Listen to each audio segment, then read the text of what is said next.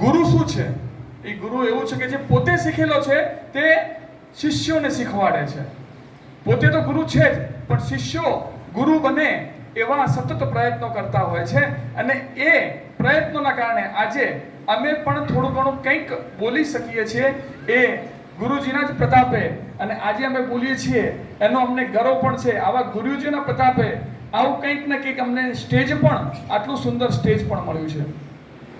હમણાં જ આપને કીધું કે ભારત વિકાસ પરિષદ, તો ભારત વિકાસ પરિષદ નો જે 3 પ્રકલ્પ કીધા, એ 3 પ્રકલ્પ પૈકી એક ગુરુવંદન છાત્ર અભિનંદન કાર્યક્રમ આજે આપ સમક્ષ અમે થોડીક ગુરુ શિષ્યની માહિતી આપીએ.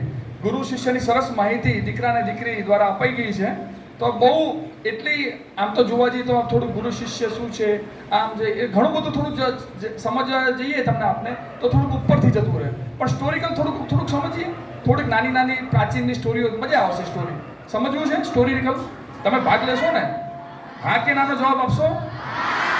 એક સરસ સૂત્ર છે, if you want to change then change your ways, don't change your goals, arise, awake and not stop until the goal is reached. કોણે કીધેલું છે?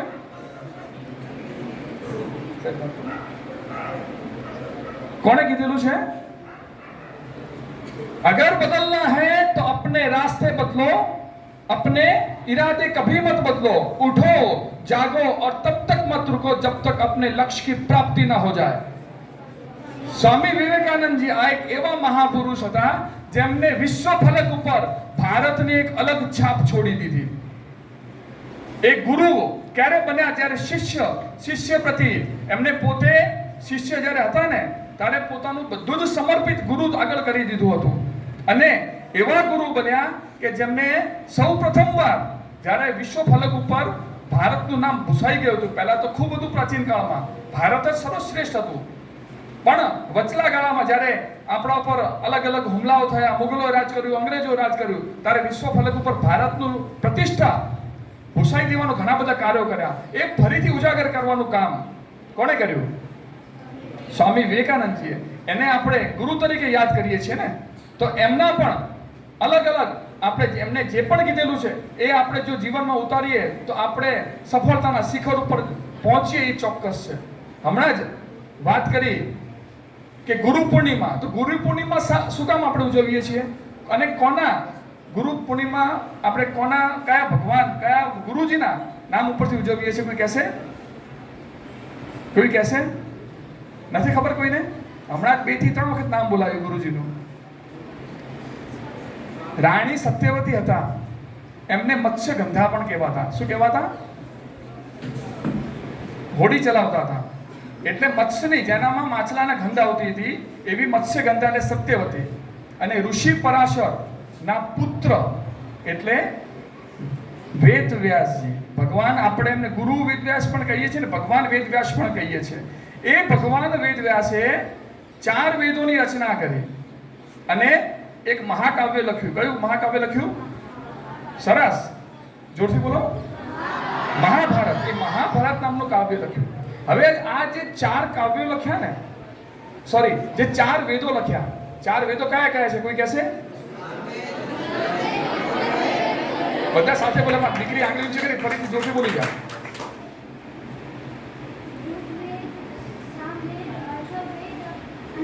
યજુર્વેદ. ખૂબ સરસ. આટલા હોનહાર તો શિષ્ય હોય તો એ શાળાનું નામ આપ સૌ વિદ્યાર્થીઓ રોશન કરવાના જ છો. તો આવા 4 વેદનું નિર્માણ ભગવાન વેદવ્યાસજીએ કર્યું. અને એની હવે આટલું સરસ વેદોનું નિર્માણ તો કરી દીધું છે, પણ સમગ્ર જનતા સુધી એ પહોંચવું તો જોઈએ ને. તો એના માટે એમને શિષ્યોને શું આપી? એની શિક્ષા આપી. અને એ શિક્ષા પછી એ શિષ્યો ગુરુ બન્યા અને એ ફરીથી એમને પણ નવા શિષ્યો બનાવ્યા અને એ વેદોનો પ્રચાર પ્રસાર સમગ્ર વિશ્વમાં કર્યો. ત્યારથી ગુરુ શિષ્યની પરંપરા ચાલુ થઈ. બરોબર ને? અને ભગવાન વેદવ્યાસજીને, ગુરુ વેદવ્યાસજીને આપણે ભગવાન તરીકે ગણ્યા. અને એમનો જ્યારે જન્મદિવસ છે અષાઢ સુદ પૂર્ણિમા, ત્યારે એમને પગે લાગીને એમનું સૌ પ્રથમ પૂજન થયું. ત્યારથી ગુરુ પૂર્ણિમાનું અસ્તિત્વ ચાલુ થયું અને ગુરુ પૂજનનું ચાલુ થયું. બરોબર ને? તો આવો જે ગુરુ પૂજન આપણે કરતા હોઈએ છીએ તો તમે પણ સતત ગુરુ દ્વારા કંઈક ને કંઈક મેળવતા રહ્યા છો. મેળવો છો ને? શું મેળવો છો? હે? જ્ઞાન. એક સરસ મજાનું સૂત્ર છે, ગુકાર સ્વંતકારસ્તુ રૂકારસ્તેજ ઉચ્યતે અંધકાર નિરોધવાત ગુરુ રીત્યમ નિભીયતે. જે આપણને હમણાં જે બાળકે કીધું કે જે આપણે અંધકારમાંથી જ્ઞાન તરફ, અંધકારમાંથી ઉજાળા તરફ લઈ જાય. એટલે શું? આપણને કશું જ નથી આવડતું ત્યારે આપણને જ્ઞાન તરફ લઈ જાય, અજ્ઞાનતા તરફથી જ્ઞાન તરફ લઈ જાય, એ આપણે ગુરુ કહેવાય. તો એ ગુરુનું આપણે હર હંમેશ પૂજન કરવું જોઈએ કે ના કરવું જોઈએ? તમે કેટલા જણ છો કે આપણે ક્લાસમાં જઈએ ત્યારે ગુરુને વંદન કરીને આપણે શિક્ષાનો પ્રારંભ કરીએ છીએ? કોણ કરે છે? કોઈ નથી કરતું? આપણે સૌથી મોટા ગુરુ કોણ કહેવાય એમ મને કહેજો? તમારા બધાના માતા પિતા. કેમ?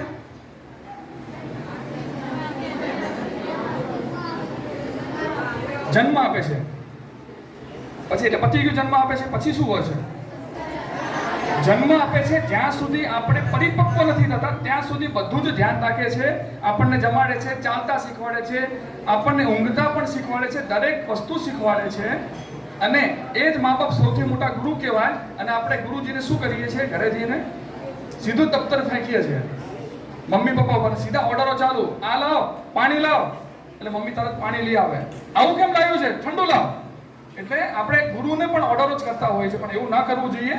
હક છે આપણે મમ્મી પપ્પાને કહેવાનો, પણ સાથે સાથે જ્યારે પણ બહાર નીકળી એમને ચરણ સ્પર્શ કરી અને આપણે આગળ નીકળવું જોઈએ. બરોબર ને? તો એમનું પૂજન કરવું જોઈએ કે ના કરવું જોઈએ? અને આપણે ગુરુજીનું પણ પૂજન કરવું જોઈએ. હમણાં જ ગુરુ પૂર્ણિમા આવે છે. કઈ તારીખે આવે છે? કઈ? તો 21 તારીખે જ કેમ ગુરુ પૂર્ણિમા આવે છે? મને લાગ્યું કે રવિવાર આવે છે એટલે ગુરુ પૂર્ણિમા રાખી દઈએ, એવું કે બધા રજા મળે એટલે ગુરુ પૂજન થઈ જાય. કેમ? શું કામ? કઈ પૂનમ છે? શ્રાવણ સુદ. કઈ? અષાઢ સુદ પૂર્ણિમા. એટલે અષાઢ સુદ પૂર્ણિમાના કારણે આપણે ગુરુ પૂજન પણ કરીએ છીએ. તો આપણને ગુરુ જે આપે છે ને, ગુરુ તો આપે જ છે, પણ આપણી પણ પાત્રતા હોવી જોઈએ. એક સરસ મજાનું ઉદાહરણ આપો. હમણાં જ વરસાદ પડ્યો ને નીચે બધું ગ્રાઉન્ડ ભીનું થઈ ગયું. થઈ ગયું ને? તો મારે ઘરે પણ વરસાદ આવ્યો. એ પાછળ જ છે. તમારે અહીંયા પણ મારા ઘરે પણ આવ્યો. અને સરસ મજાનો ઉપરથી ધધેડો પડતો હતો. તો બધા એમ કે વરસાદનું પાણી પીએ ને તો સારું. તો આપણે પણ એમ થયું કે વરસાદનું પાણી પીએ. તો એક નાનું માટલું મૂક્યું કે વરસાદનું પાણી ભરાઈ જાય તો સવારે આપણે પીશું. માટલું મૂક્યું અને અમે તો દરવાજો બંધ કરીને સૂઈ ગયા. પણ સવારે જોયું તો માટલું ભરાયું. કેમ નતું ભરાયું? હા, આંગળી ઊંચી કરો. કોણ આંગળી ઊંચી કરશે? બોલો બોલો. બધા આટલા હોશિયાર છોકરાઓ છો. હમણાં સાહેબે મને એવું કહેતા કે મારા જે સ્કૂલના જે વિદ્યાર્થીઓ છે ખૂબ હોશિયાર છે. કોઈ પણ પ્રશ્ન પૂછે બધાને આંગળી ઊંચી સરસ થઈ જાય. સાચું છે? તો કોણ કેમ? બોલો મને, કેમ માટલું નતું ભરાયું? આંગળી ઊંચી કરો. બધું અથવા એક બોલો. ચલો બોલો. માટલું ઊંધું મુકાયું હશે, પણ મેં તો સીધું જ મૂક્યું હતું. પણ સાચી વાત છે, મેં માટલું સીધું મૂક્યું, પણ ફોર્સ એટલો બધો હતો પાણીનો, માટલું ઊંધું થઈ ગયું હોય. એના સિવાય વરસાદ બંધ થઈ ગયો, પણ વરસાદ તો કોન્સ્ટન્ટ ચાલુ જ હતો. ના ધધેડા નીચે મૂક્યું હતું. બોલો. સરસ. શું હતું? માટલું ફૂટેલું હતું. શું હતું? એના સિવાય મેં માટલું જ ઉપરથી ઢાંકેલું હતું. જે આપણે ઢાંકેલું હોય ને એ માટલું ઢાંકી મૂકી દીધું. એટલે આમાં કહેવાનું શું હતું? વરસાદ પડે છે, વરસાદનો ધોધ પડે છે, જ્ઞાન આપણને મળી રહ્યું છે, પણ પાત્રતા, આપણે જે માટલું છે પાત્રતા છે. તો પાત્રતા કેવી હોવી જોઈએ? હવે તમે પાત્ર છો, તમે માટલું છો. જ્ઞાન તો સતત ધધેડો પડે જ છે વરસાદનો, પણ ભરાતું નથી. શું કામ? આપણે સીધું જ મૂકેલા છે, પણ વરસાદનો ફોર્સ આવવાથી અથવા બીજા કોઈ કારણથી આપણે ઊંધા પડી ગયા. તમે કીધું ને ઊંધા પડી ગયા, તો શું થશે? જ્ઞાન આપણને મળશે નહીં. મળશે? ક્યાંક આપણે કોઈ પણ કારણથી ક્યાંક માટલું ફૂટી ગયું તો શું થશે? બધું જ પાણી નીકળી જશે. તો એ જે ફૂટેલું માટલું છે એને પણ જોઈન્ટ કરવાનું કામ આ ગુરુજીઓ કરે છે. તો એવી આપણે પાત્રતા પણ કેળવવી જોઈએ. કેળવવી જોઈએ કે નહીં? તો આ ગુરુ શિષ્યની પરંપરા જે છે એ સદીઓથી ચાલતી આવે છે. તમને ખબર છે? ભગવાન, આપણે ભગવાન કોને માનીએ છીએ? હા, એ ગુરુ છે, પણ ગુરુને આપણે ચલો ગુરુ છે, આપણે ભગવાન કોને માનીએ છીએ? આપણે શું કે છે? હા, ના પણ ભગવાન જે સમક્ષ આપણે ભગવાન જ કે ભગવાન શ્રી રામ છે ને, ભગવાન ગણીએ છીએ ને. પણ ભગવાન પણ જ્યારે શિષ્ય હતા, તમને ખબર છે, એ પણ ભણવા ગયા હતા. એમના ગુરુનું કોઈ નામ આપશે? હા, પછી ગુરુ વશિષ્ઠ, તેઓ પણ ગુરુકુલમાં ગયા હતા. ભગવાન શ્રી કૃષ્ણ ગયા હતા ને. ભગવાન શ્રી કૃષ્ણના ગુરુજીનું નામ આપશો કોઈ? સાંદીપની ઋષિ. તો ભગવાનને પણ જરૂર પડે ખરી ગુરુજી જોડે જવાની? એ તો પોતે ભગવાન જ હતા. સાંદીપની ઋષિજીને જોડે ભગવાને કેટલા સમયમાં એમને જ્ઞાન ગ્રહણ કર્યું હતું ખબર છે? આપણે 12 વર્ષ તારે કરીએ તારે 12th પૂરું થાય, એમને ખાલી 64 દિવસમાં બધું જ જ્ઞાન પૂરું લઈ લીધું હતું. ભગવાન શ્રી કૃષ્ણએ 64 દિવસે સાંદીપની ઋષિમાં રહ્યા હતા, એમના આશ્રમમાં રહ્યા હતા, અને 64 દિવસમાં બધું જ જ્ઞાન લઈ લીધું હતું. એટલે એ પણ એક શિષ્યની પાત્રતા હતી. હવે બીજા એક જો સરસ મજાની કાવ્ય એક હનુમાનજીનું પણ છે. હનુમાનજીના ગુરુ કોણ ખબર છે? કોણ? સૂર્યદેવ. તો સૂર્યદેવ જોડે કઈ રીતે એમને શિક્ષા ગ્રહણ કરી હતી ખબર છે? કેવી રીતે કરી હતી? તો સૂર્યદેવજીએ કીધું કે જો મારા પાસે તારે જ્ઞાન ગ્રહણ કરવું હોય, એમને કીધું કારણ કે હનુમાનજીને પણ પાત્રતા જો, હનુમાનજીને કોણ શીખવાડી શકે? સૂર્યદેવ જ શીખવાડી શકે. તો તેઓ સૂર્યદેવ પાસે ગયા. પણ સૂર્યદેવ શું કરતા હતા? દોડતા હતા. એમનો રથ જોરથી દોડતો હતો. એ સ્પીડમાં કોઈ ના ચાલી શકે. ત્યારે હનુમાનજી કીધું કે મારે તમારા જોડે જ્ઞાન લેવું છે. તો સૂર્યદેવ શું કે ખબર છે? મારા પાસે જો જ્ઞાન લેવું હોય ને, તો મારા જેટલી સ્પીડ હોવી જોઈએ. જો તારામાં જો એટલી સ્પીડ હશે, તું મારા જોડે કોન્સ્ટન્ટ ચાલી શકે, તો હું તને જ્ઞાન આપીશ. જો તારી પાત્રતા હશે જો તારે લેવાની, તો તને હું આપીશ. પણ હનુમાનજીને હતું કે મારે શીખવું જ છે, મારે કંઈક મેળવવું જ છે. તો તેઓ કોન્સ્ટન્ટ એમની સ્પીડ પણ વધારી અને સૂર્યદેવ સાથે સાથે ચાલ્યા, દોડ્યા, ઉડ્યા, ત્યારે તેઓ જ્ઞાનની પ્રાપ્તિ કરી શક્યા. એવી જ એક સુંદર વાર્તા છે. બીજી એક વાર્તા નથી પણ સત્ય હકીકત છે. લક્ષ્મણજી. કોણ હતા લક્ષ્મણજી? પ્રભુ શ્રી રામના ભાઈ હતા, નાના ભાઈ. જ્યારે યુદ્ધ થયું ને, ત્યારે રાવણનો વધ થયો આકાશમાં. જ્યારે તીર માર્યું ત્યારે રાવણજી નીચે આવ્યા અને નીચે પટકાયા. ત્યારે પણ જીવિત હતા. પણ રાવણ કોણ હતા? બહુ વિદ્વાન બ્રાહ્મણ હતા. એમના પાસે જે જ્ઞાન હતું ને, એ લગભગ દુનિયામાં કોઈ પાસે નહોતું. તો પ્રભુ શ્રી રામે લક્ષ્મણને શું કીધું ખબર છે? કે લક્ષ્મણ, આ જે રાવણ છે ને, ભલે એમને ખોટા કામ કર્યા જેના કારણે આજે વધ થયો, પણ એના પાસે એટલું બધું જ્ઞાન છે તો કે તું એ જ્ઞાન એના પાસે માગ, રાવણ પાસે માગ, અને તું એ જ્ઞાન બધું લઈ લે. તો લક્ષ્મણ કે સારું, આપે આજ્ઞા કરી તો હું લઈ આવું. અને લક્ષ્મણ તો ગયા, રાવણ નીચે પટકાયા હતા. એટલે રાવણને શું કહે છે? રાવણ, હું તારા પાસે આવ્યો છું, તારા પાસે જે પણ જ્ઞાન હોય તે મને બધું આપી દે. શું કહે છે? તારા પાસે જે પણ જ્ઞાન હોય હવે તું મને આપી દે. હવે તારું મૃત્યુ નજીક છે, તો તારા પાસે જે પણ જ્ઞાન છે મને આપી દે. રાવણે શું કર્યું? મોઢું ફેરવી દીધું. જ્ઞાન આપ્યું નહીં.